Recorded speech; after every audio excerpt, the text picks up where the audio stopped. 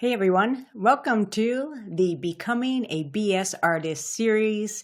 If you're not familiar with this series, we are talking about the fine art of using behavioral science tools to motivate people to take action for the planet. So yes, the BS stands for behavioral science, not to be confused with whatever it was that you were thinking. Today we are talking about scarcity. Let's get into what scarcity is. So don't panic, although oftentimes scarcity can lead to moments of panic and competitiveness. So it's rooted in some basic economic principles. When there is greater demand than there is supply, we have scarcity because we can't get what we want. We have sometimes seen this happen. And the COVID-19 pandemic was a great example of that, where supply chains were disrupted, and that created a scarcity or even a perceived scarcity of some vital things that we needed, like toilet paper. And sometimes that can spark things like competitiveness, where people are hoarding toilet paper and then selling it for like astronomical costs. And that's not a great look on humanity, but it does happen. As a behavioral science, even a marketing tool, scarcity can be used to create this sort of sense of heightened demand and urgency to get something while it's hot before other people can get it. Usually something that is sort of high in demand or limited in quality or a very special thing that not everyone can get. Unfortunately, what we see today is really an abuse of this tool, typically by corporations. If you have attempted to book a hotel room, book a plane ticket, you have seen some version, and this is a fictional version of it created by UX Collective. Thank you so much for creating this and allowing me to use this. They're using scarcity to such extremes, and it's pretty much unethical. And it's scaring us into buying something right now. Maybe we don't need to buy it now. Maybe this actually isn't the lowest cost it's ever going to be.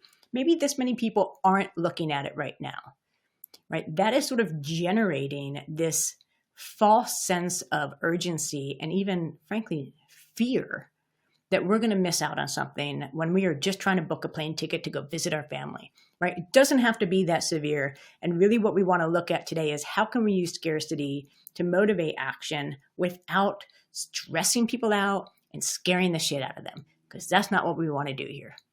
So let's see if scarcity is going to be a good fit for your project. So it's a good fit, and I have a few slides here to look at this. It's a good fit if something you are offering is time limited.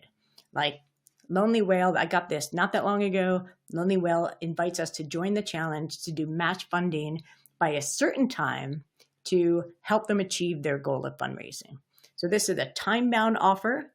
Right? When I sell my Making Moves course, that is a time-bound offer, and there's some scarcity involved there, right? You need to get it before that deadline ends. Otherwise, you miss your opportunity this round at least.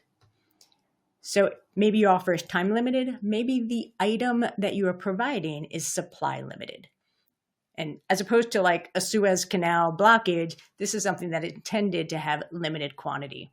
The Red Cross did this for one of their blood drives, where I think it was the first, however many thousand people would get this really cool Snoopy t-shirt. So you would come, donate blood, as a reward, you would get this t-shirt, but not everyone got it. So after those first few thousands, you miss out.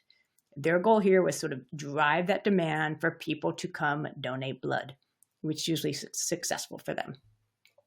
So time limited, supply limited, let's look at access limited. Maybe this is something that just doesn't have the capacity for everyone to attend, right? Think about scarcity with Taylor Swift tickets that happen, right? Only a certain number of people can fit in an arena at a time. So therefore there is a capacity limit. There is an access limit, and you have to sort of get there in time, or what Global Citizen does is earn enough credits by taking planet-friendly actions in order to have access to Mariah Carey's Christmas special. So you can manufacture these things by saying this is only going to be for those VIPs who have made a certain number of contributions in protecting the world, protecting the planet. Check out Global Citizen's site. A lot of their efforts are kind of built around access limited scarcity to get people to do things. Similarly, the thing that you're offering might be extremely rare, right? You're offering, and I think about silent auctions for this. I think that's the best example for scarcity around something that an item or experience is rare. So maybe it's a first edition of a very special book, or a limited signed copy of a book, or a piece of artwork. Maybe it's an opportunity to, chat with a celebrity. These are things that are very unique, very hard to find, not often available. And so there's going to be a sense of scarcity around it because it's just so special and unique. So if your project has any of these things, is time limited, is access limited, is supply limited, or extremely rare, then scarcity could be a good fit for your project. Let's look at why it works. And I think first and foremost, it comes down to FOMO, fear of missing out, right? That drives this sort of desire and demand because it's something that not everyone can get. And we're just kind of built this way. We want to be those special people that got it when other people didn't, or we want to get what other people got. And so we kind of fall into this world of FOMO. On the more positive side, being the one to get the thing, whether it's time limited or supply limited, creates a sense of achievement for the audience. And that's why scarcity can have that sort of positive after effect of like, oh, I got the ticket. I got in. I got the experience. I got the shirt. Wow, that feels effing awesome that I'm one of those. It can, as well, for your fans and your followers, reinforce a sense of belonging.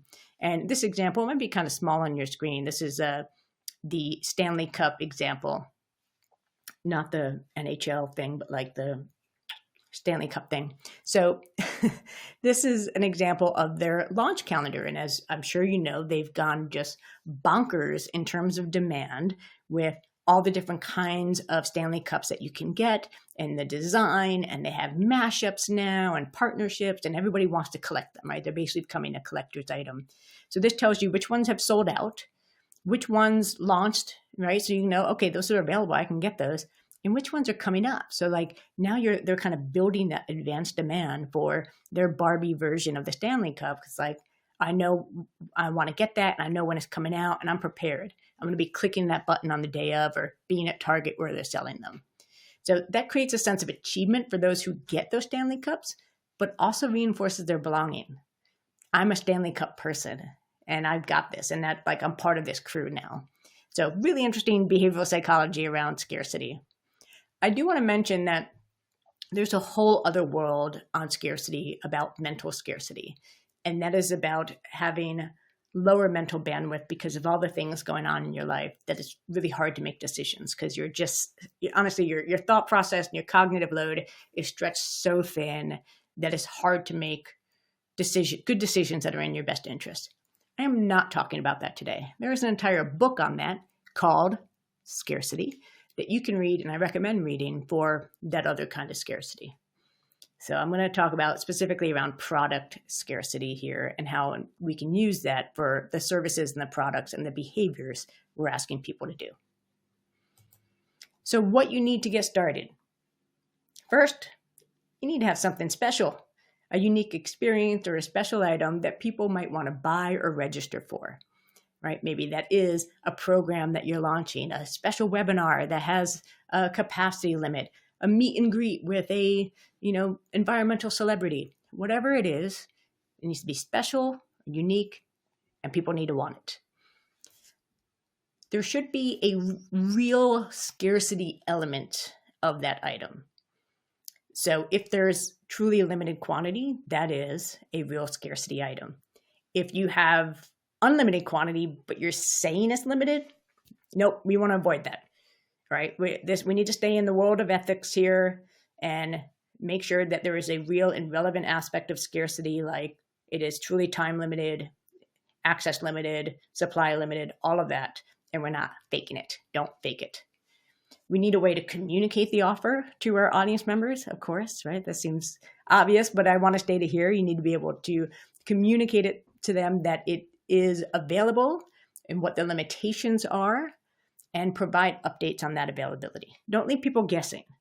Like, oh, I know there were 3,000 shirts. Are there still 3,000? Are there 2? How many are there, right? So you want to have a way to provide those updates.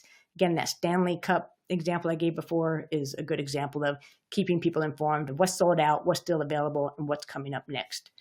You want to be able to track that on your end in real time, right? You also don't want to be guessing how many dang shirts you have left. Do you have enough? How far into are you into the supply? Or if it's a capacity limit, how many have already sold? You need to know that for your own organization, but also to communicate it to your audience. So how to implement this? First, it's important to be specific and clear about what is limited, right? Is it the time, the supplies, the number of seats or spots? Is it a deadline? What is it that is a constraint for the audience that they need to be mindful of? And really be as clear as possible. Again, we see a lot of bad examples of this out in the real world, and we don't want to follow those bad examples. We want to be better than that. So there's a lot of examples that say ending soon, sale ends soon, limited time, but it doesn't give you any context of what that means. You want to be specific, right? There's 15 hours left. Get it while you can. You do want to try to find some equitable pathways to access. So many ways scarcity it's limiting, right? Not everyone can have access to it. We don't want to create a world where only people with privilege are the ones that get access. So how do we have a balance for it? So maybe it's not about money. Maybe it's not about the people that have all the time in the world to be clicking the button to get the tickets. Maybe we make it more accessible, or we find an alternate pathway that provide access to those that don't have the financial resources or the time resources to get in when other people get in. So a lot of people do this. They're like, all right, this is access limited, it's VIP, it's going to be a certain amount of dollars and we only have a certain amount of seats, but we've also carved out and allocated another set of seats that we're going to give to those in need or those without the financial resources. So you want to be able to find a balance. This is not about gatekeeping, even though scarcity can often feel like it's about gatekeeping. So we want to avoid that. We also don't want to lean so heavily into the scarcity aspect in our messaging. Yes, we need to be clear. There's a time limit here, right? You got to get in while you can, but we really want to still be promoting why they want that thing in the first place. Not because it's scarce, but because it's adding value to their lives, or you get a discount, get savings on what it is. They get to join this program that's going to really help them achieve a different goal in their lives. So we want to focus on those value added benefits, in addition to the fact that, hey, there's only a certain number of seats or a certain number of time left, but just don't lean so heavily into the scarcity. That's what stresses people out, and that's what we're trying to avoid here. Provide those frequent updates. So ideally you've been tracking them and you know how many are left. And then you can do messages like this. Hey, we're almost sold out. Ideally, they can give some updates and specific examples of that, but it's giving a heads up, like this is not going to be around forever, right? We see that with the pumpkin spice lattes stuff, like, hey, we're only going to have this until December. Okay, great. Now I know. And I can plan accordingly. So it helps your audience figure out how much do I need to drive my urgency versus I'm not that concerned about it. And these are the last two things about implementation. I really get a kick out of these. I hope you will too. But first of all, you want the winners to feel like winners. So I just learned about this Aldi egg chair thing while doing research on this, but it seems to fit into these categories, right? Why does managing to get the Aldi egg chair feel like winning the lottery? I got one. So those who do get access, they get in, they should be welcomed with a warm, excited welcome right out the gate. You got in, awesome. Remember that sense of belonging? You're part of the crew. So glad you're here. Blah, blah, blah, blah. We're good for you, rah, rah, rah, cheer, right? You want them to feel like they are winners. But we don't want the losers to feel like losers. We want to help them feel like winners too. And we can do that by saying, hey, doors are closed this time, right? We're all out of this Aldi egg chair, but it's coming back. Maybe I think this would be even better if they did a wait list thing or an email sign up to get notifications of it, right? So, hey, dang, you didn't get it this time. We've got something coming up next. This is when it is. This is how to be in the know. Again, the Stanley Cup did a great job of doing that. It's sold out, but here's what we got coming up. So don't make people feel like they lost and they lost it forever. There's no need to do that. There's always an opportunity to engage your audiences. So I want to close out with another kind of big topic, which is scarcity of natural resources. all of us working in conservation, sustainability, scarcity kind of brings up this thought, the tragedy of the commons. The fact that when we have scarce resources, often what happens is it triggers a grab, right? It triggers competitiveness to get all that we can and own it for ourselves. And that is true. But there are ways to counteract that sort of instinctual, oh my goodness, I got to grab all I can get, by focusing on the positive benefits that one gets out of demonstrating pro-social behaviors. Right? And there's a whole paper on this. I link it in the booklet, which I'll talk about in a second. I do recommend reading this paper because it really gets into how do we counterbalance this sort of every person for themselves grab that can come out of resource scarcity. And I'll read this quote. It says, marketing communications that highlight the pro-social benefits of the product, like reduced greenhouse gas emissions by driving electric cars, may be less effective than communications emphasizing the personal benefits one can accrue through the purchase, like saving money at the pump. So we're not going to counteract that natural resource scarcity by saying, do what's good for everyone. Instead, we'll say, this is the way that you should be behaving because it's good for you. And also bonus, it's good for everyone. Also, we should avoid communications that sort of instill this sense of fear that we are running out of things, because that can spark that land grab that we're trying to avoid, right? We don't want people hoarding those resources like they hoarded toilet paper. So we don't want to be sparking that kind of fear and stress. Instead, we want to talk about these are the things that you could be doing to help you save money, knowing on our end it's actually beneficial for everyone, is saving the whole. So again, there's so much more on that in the paper and in the booklet where I talk about all the other behavioral science tools and how to use them, the fine art of how to use them.